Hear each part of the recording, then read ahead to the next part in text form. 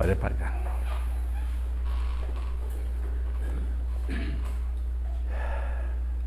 Que nesse momento possamos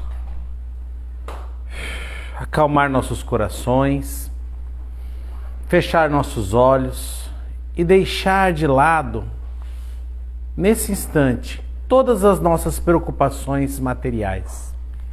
Deixemos de fora tudo que não faz parte dessa hora, da hora de buscarmos a companhia de Jesus. Que possamos aproveitar desse ambiente que foi preparado com muito carinho para nos receber. Que possamos colaborar com esse ambiente, mantendo os pensamentos elevados e voltados ao nosso Senhor. Agradeçamos a todos que trabalharam até agora, desde muito cedo, para nos receber. Sejamos gratos por todas as equipes. E elevemos juntamente com eles o pensamento até nosso Criador. Agradecendo as fraternidades amigas do espaço, que cuidam e dirigem esses nossos trabalhos, que ajudam na assistência, no amparo, no socorro de todos que buscam a luz e a cura para os males do corpo e da alma. Elevemos o pensamento com eles até esferas mais altas, até esferas dos dirigentes da nossa pátria, de Ismael, nosso irmão querido, que tem a tarefa de transformar esse país na pátria do Evangelho, no coração do mundo. Que possamos pulsar esse sentimento de fraternidade. Elevemos o pensamento até Maria, nossa mãezinha querida, aquela que na terra foi mãe do Mestre, mas que hoje seu trabalho no espaço envolve a todos nós com o seu carinho e seu amor de mãe, que oferece um colo a todos aqueles cansados, a todos os desesperados, a todos aqueles que buscam, sim, esse amor de mãe. E envolvidos nesse amor, possamos chegar até o nosso Mestre Jesus. Quando falo chegar, é perceber, porque seu pensamento nos envolve, seu pensamento jamais se afasta de nós. Que possamos recebê-lo em nosso coração e unir o nosso coração a Ele, pedindo a sua bênção, a sua companhia, a sua luz para que desperte o nosso sentimento e entendimento sobre os seus ensinamentos, sobre o caminho que nos leva ao Pai. E este caminho que buscamos agora, diante do Criador, rogamos a Ele que nos abençoe nos nossos trabalhos de hoje, com a prece que o nosso Mestre nos ensinou. Pai nosso que está nos céus, santificado seja o vosso nome. Que venha a nós o vosso reino e seja feita a vossa vontade, aqui na terra como é no céu. O pão nosso de cada dia dai-nos hoje. Perdoa, Pai, as nossas ofensas, equívocos, erros, assim como aprendemos a amar e perdoar os nossos irmãos. E não nos deixe cair em tentação, mas livrai-nos, Senhor, de todo mal. E assim, envolvidos nessa luz e nessa bênção, iniciamos os trabalhos de hoje. Graças a Deus. Boa noite a todos e que a paz de Jesus esteja sempre em cada coração. E mais importante hoje, essa paz de Jesus, porque hoje eu vou falar sobre a vida mundana e a vida cristã. E o que é a vida mundana e a vida cristã? É um grande problema que temos hoje em nossa sociedade, né? Por quê? Porque nós somos educados desde pequenos a viver uma vida, né, mundana, uma vida do mundo. Então a gente recebe educação de como viver em sociedade, como interagir com as pessoas, se proteger para que os outros não nos prejudiquem, para nós aproveitarmos todas as oportunidades, não interessando quem vai sofrer um prejuízo, porque o mundo é dos espertos, né? O mundo é do mais apto, do mais forte, do mais capacitado, né? E é isso, a gente recebe essa educação desde pequeno, né? Seja dos pais, seja da escola, seja da TV, seja de qualquer lugar, o mundo ensina isso, que devemos vencer, sermos os melhores, sermos literalmente os vencedores. E esquece de falar, né, que todos nós somos irmãos. E toda vez que você quer ser um vencedor, você deixa para trás um rastro de perdedores, um rastro de pessoas que você teve que deixar pelo caminho, né? Como se fossem ferramentas, vestes que você abandona porque estão velhas e gastas. Já quando se pensa na vida cristã, ela é diferente disso. Porque Jesus, primeiro, nunca fez acepção de pessoas. Jesus sempre tratou a todos igualmente. Seja doutores da lei, sejam autoridades, sejam fariseus, pessoas do povo, bandidos, prostitutas. Ele nunca teve diferença nenhuma pela pessoa ser quem ela estava sendo naquele momento. Ele sim criticava as atitudes, principalmente atitudes iníquas. Que seriam atitudes iníquas? Hipocrisia, né? Você falar algo e fazer outra coisa. Você dizer que é uma pessoa justa e cometer injustiça. E todas as formas, né, de falsidade que existia naquela sociedade, naquela época, que graças a Deus superamos. E ninguém hoje mais é falso nem iníquo, né? E esse é o ponto que eu quero chegar, né? Ironicamente falando. Por quê? Porque hoje a gente aprende, como eu falei, desde pequeno, a sermos pessoas do mundo. E aí a gente descobre uma religião. Uns mais cedo e uns mais tarde. E aqueles que descobrem uma religião percebem que, uma vez dentro da religião, principalmente dentro do templo, dentro da igreja, você tem que ser uma pessoa que segue os preceitos da igreja, né? Então, uma vez que você está na igreja, que você está no templo, que você está no centro, você age com cordialidade, se preocupando com o próximo, se preocupando um com os outros, ajudando. Mas quando sai lá fora, bem, lá fora é o mundo, né? Não dá para mim ficar, por exemplo, pensar naquele que está me prejudicando. Não dá para mim pensar, por exemplo, diante de uma situação de lucro, né? Eu sou comerciante. Diante de uma situação de lucro mais fácil, eu abri mão do lucro porque eu estou pensando naquele que está pagando, porque na realidade eu já tinha dado o preço. Se eu já dei o preço, não tem por que voltar atrás. Ele aceitou o preço. E isso é justo. Mas qual que é o problema? O problema é que nós não somos criados, nunca fomos criados para sermos cristãos apenas no centro espírita, apenas na igreja, apenas no templo, né? Porque nós não somos apenas pessoas que vivem 30, 40, 70, 80, 100 anos. Somos muito mais que isso.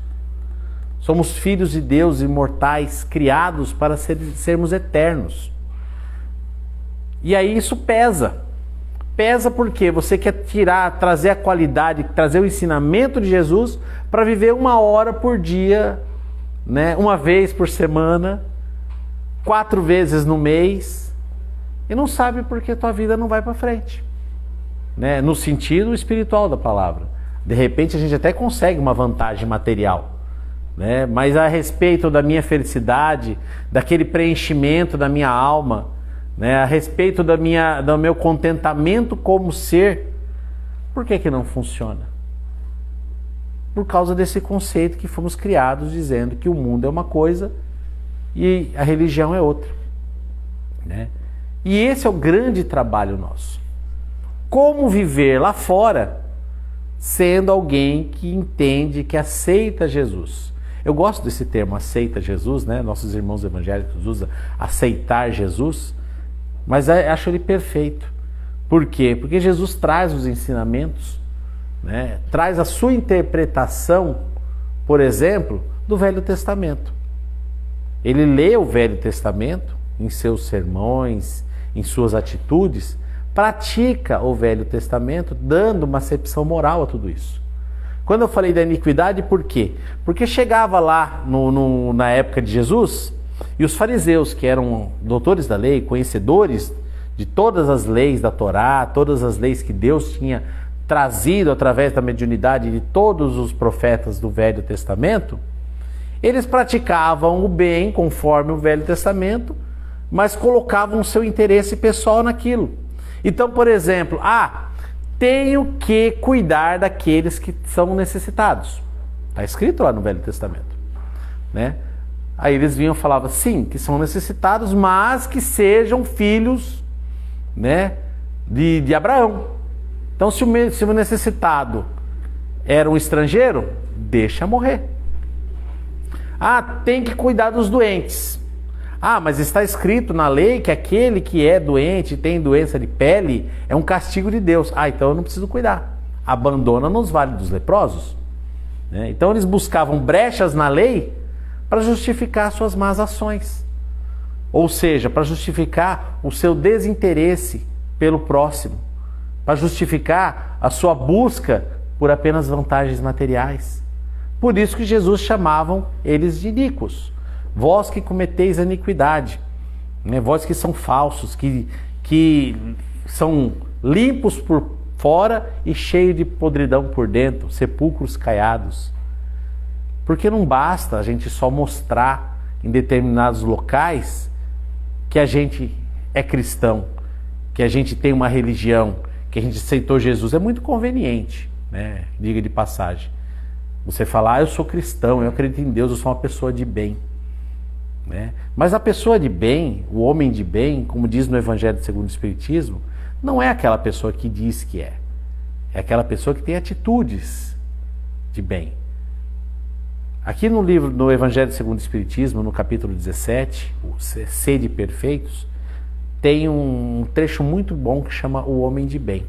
E ele fala, o homem de bem não pensa nas suas vantagens pessoais, ele pensa no bem de todo mundo. O homem de bem abre mão daquilo que tem, sabendo que alguém que necessita precisa também. O homem de bem, ele coloca a sua confiança acima de tudo em Deus, sabendo que tudo que lhe ocorre existe um motivo, existe um porquê. Né? Esse é o entendimento do cristão lá fora. Né? Porque como a gente é criado como pessoa do mundo, quando acontece uma coisa ruim com a gente, o que a gente fala? Falta de sorte. Eu tive azar. Isso aconteceu. Por que foi acontecer isso comigo? Então a gente tem aquela explicação de que eu desagradei a Deus. Isso é castigo por alguma coisa que eu fiz. Eu não tive sorte. Se eu tivesse um segundo a mais, eu tivesse chegado, eu não teria perdido. Né? E não é assim que funciona. Jesus disse, uma folha da árvore não cai sem a permissão do Pai. Por que você acha que as coisas que acontecem com você são aleatórias? Essa semana mesmo semana passada mesmo eu tive na loja e tirei aquele dia ótimo, que tudo deu errado. Tudo. O que não era para quebrar, quebrou. O que não era para dar problema, deu. O que era para funcionar, não funcionou. E de repente eu cheguei e falei, o que eu tenho que aprender com tudo isso? Qual é a parte que eu estou errando? Antes eu falava, que droga, eu estou sem sorte. Chegava minha esposa e falava, nossa, meu dia hoje foi terrível, tudo deu errado. Mas hoje eu já tenho o entendimento de chegar e falar assim, o que eu estou errando? Me fala, o que eu não estou entendendo? E aí só escutei assim, a intuição. Eu escutei porque eu não tenho mediunidade de escutar nada, tá? É como vem só um pensamento. Falou, abaixa a bola. Você não é perfeito. Por que você acha que você é perfeito? Por que você acha que as coisas com você nunca darão errado? E fica culpando os outros quando dão errado. Se o outro erra, você fala, errou porque é incompetente. E você? Tudo tem que dar certo para você?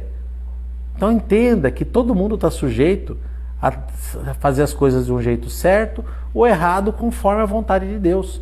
Não é a sua vontade que conta. Então baixa a bola, você não é perfeito. Eu falei, nossa, é isso? Aí as coisas voltaram à normalidade. Lições do dia a dia. Porque nós temos que ser cristãos, nós temos que entender que somos espíritos eternos a todo momento da nossa vida. E não só quando estamos aqui. Não só quando temos uma manifestação espiritual patente, né? Não só quando temos uma situação de doença, de morte na família. Porque eu vejo muita gente assim, tem amigos que são evangélicos, que não acreditam no espírito, que não acreditam na reencarnação, até a hora que morre alguém. Aí vem para mim falar, olha, explica de novo como que é aquilo lá. Aí a gente explica, aí a pessoa escuta. Aí vai passando o tempo, a pessoa ela já fica mais reticente. Não, mas eu não acredito tanto. Porque esfriou um pouco o sentimento. Né? Então assim, buscar Jesus só na hora da dor, ele já falou. Vocês que me buscam apenas na hora da dor, eu não vou lembrar quem são vocês. Não que ele vá nos abandonar, né? Mas a gente não vai ter intimidade com Jesus. E não com a pessoa, mas com seus ensinamentos. Né? Esse é o grande problema. Para a gente saber para onde está indo, a gente tem que ter intimidade com o caminho. A gente tem que ter intimidade com o objetivo.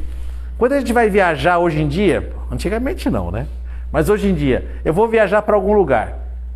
Eu entro no Google, eu pesquiso aquele lugar, eu já vejo foto das ruas, eu já vejo os lugares, os bares, as escolas, os museus que eu vou visitar, eu já viajo para lá pelo computador, né? Porque eu sei para onde eu quero ir.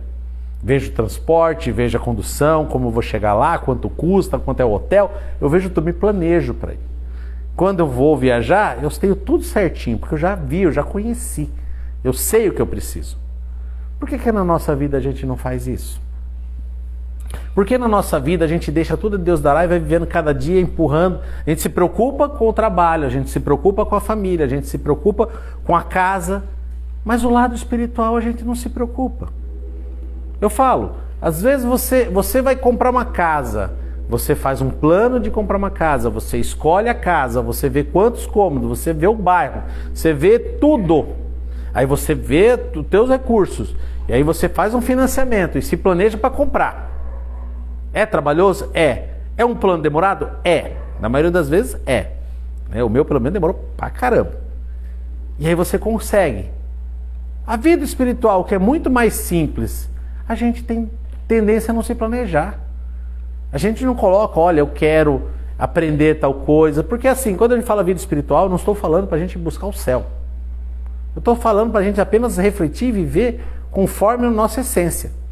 Porque a gente sabe que apenas comer, beber e dormir não nos preenche, não nos satisfaz. Por que não buscar algo a mais? Através do estudo, através do entendimento, através das nossas práticas, do nosso trabalho dentro de nós mesmos, compreendendo quem nós somos para termos uma vida melhor, para sermos mais felizes. Então esse é o trabalho de não separar a vida mundana e a vida espiritual, a vida cristã, porque tudo é a mesma coisa. No Evangelho segundo o Espiritismo, né, a espiritualidade diz, não quero que vocês fiquem ajoelhados e rezando o tempo todo. Ao contrário, vivam a vida do jeito que ela é para ser vivida. Permitam-se a alegrias, a prazeres que a vida permite. Esse corpo físico necessita de descanso, de trabalho, de prazer, de alegria, para você ter um corpo, uma vida saudável. Mas, mesmo fazendo todos esses sacrifícios que o corpo exige, santifique esses sacrifícios, pensando sempre em Deus. Não se mantendo de joelhos rezando o tempo todo. Mas quando começar uma tarefa e terminar, sempre olhar para, levar o pensamento e falar, Deus, obrigado por ter dado certo, por ter terminado. Ô Deus, me permita fazer essa tarefa, me dê apoio, assistência. É apenas manter, como eu falei no início, né? Manter Deus próximo de nós, porque Ele está do nosso lado. É a gente que o ignora. Jesus está do nosso lado. É a gente que não lembra dele. Né? Nós temos toda uma espiritualidade nos envolvendo a todo momento. Mas a gente só lembra na hora que está doendo. Né? Então, manter essa intimidade com Jesus, manter essa intimidade com Deus, né? Conversando com Ele, não pensei em dizer uma palavra, mas em pensamento, sabendo que Ele está sempre ali nos protegendo, cuidando de nós. Isso é você ter uma vida no mundo sem ser do mundo, sem obedecer essa materialidade que é um passando por cima do outro. É entender que nós temos nosso lugar no mundo, mas mesmo assim podemos ser espíritos, né, buscando a felicidade nossa e daqueles que amamos, sempre. Certo, gente? Muito obrigado a todos e que Jesus os abençoe hoje e sempre.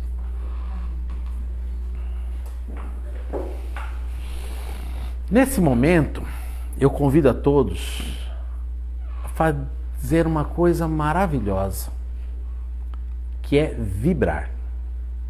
Parece que não, parece que vibração é uma coisa simples, a gente fecha os olhos, diz meia dúzia de palavras, mas não.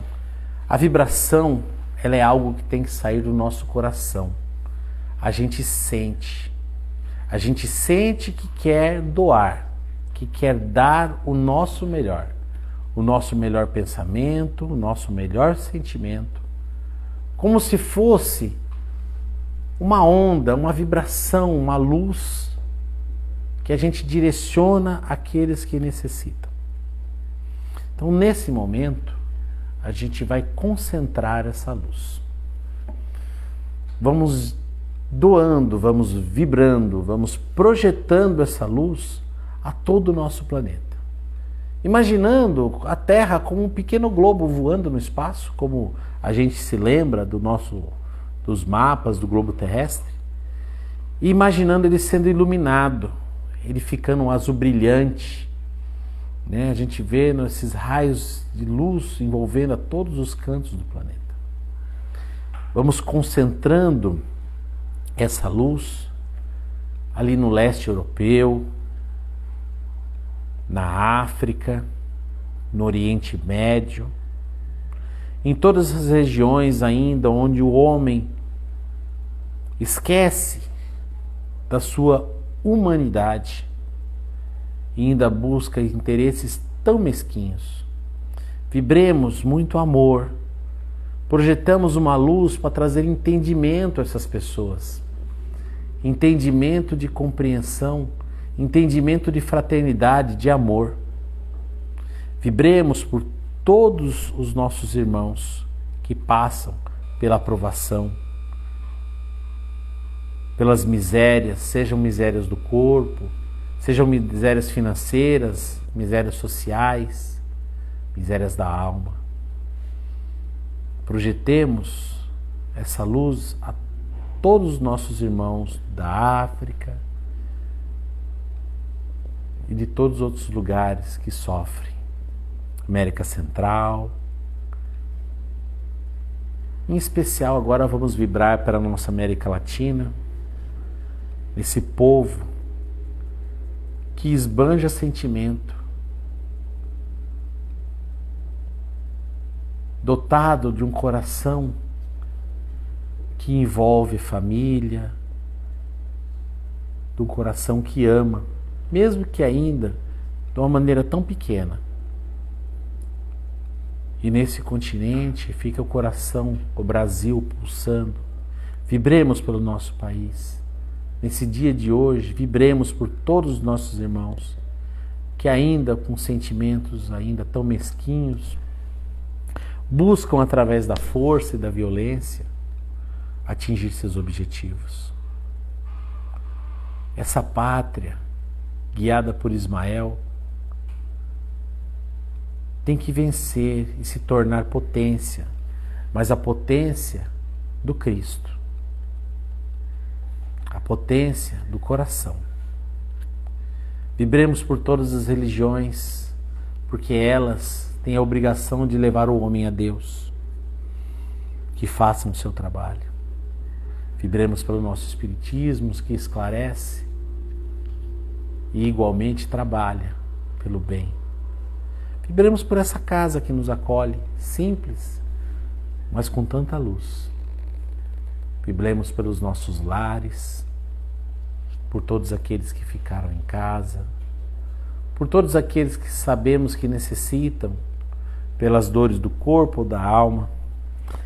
Possamos visualizar essa luz em cada um deles, envolvendo e dando tranquilidade, dando esperança, dando calma,